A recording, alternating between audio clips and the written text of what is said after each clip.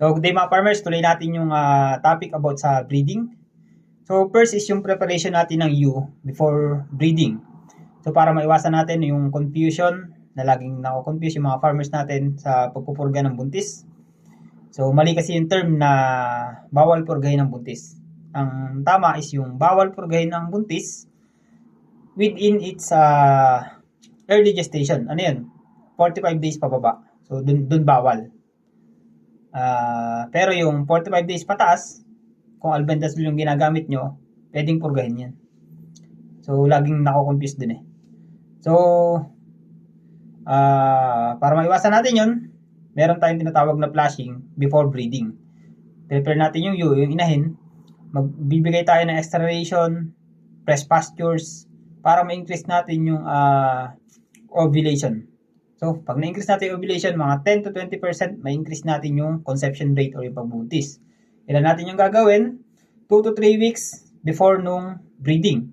So, nandyan na yung pagpupurga, pagbabitamins, tsaka, ayan, yung sinabi natin, extra ration plus pastures. Pero, tuloy-tuloy yun, no? 2 to 3 weeks before and 2 to 4 weeks upon yung introduction ng bulugan sa breeding. So, kailangan natin ng BCS na 3 to 3.5. Yun po yung ideal natin para maganda yung body condition ng inahin. And iwasan din natin yung pagbibigay ng alfalfa, red clover, or bird's foot trefoil.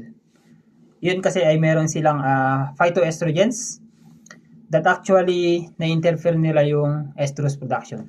So, iwasan po natin yung high legumes, no? Pagka po nagkakaroon tayo ng flushing before yung breeding. So, yun lang po sa inahin. Next is yung preparation naman natin sa ram for breeding. Meron tayong tinatawag na 5T. Teeth, toes, testicle, tonsil, and torso. Ano ba yun? Una yung teeth. So, maganda ba yung condition ng ngipin? Siyempre, para sa pagkain nila. At yung toes, yung tindig ng mga paa, wala bang may pilay, yung mga ganong bagay. Testicles, sa testicles, so okay ba yung circumference o yung bilog? So ideal 30 cm doon po sa bagong bulugan. Junior ram. Sa may matured ram, around 30 to 35. Yun po, 33 to 35, yun yung ideal. Tapos nabibigay din tayo ng vitamin injection, ng EDE, and selenium. Tapos shearing, kailangan natin ma-remove yung wool para maging active and improve sila. Mataas yung fertility. So, bukod sa inahin, kailangan din yung bulugan, maganda yung fertility, syempre. Tapos ringing.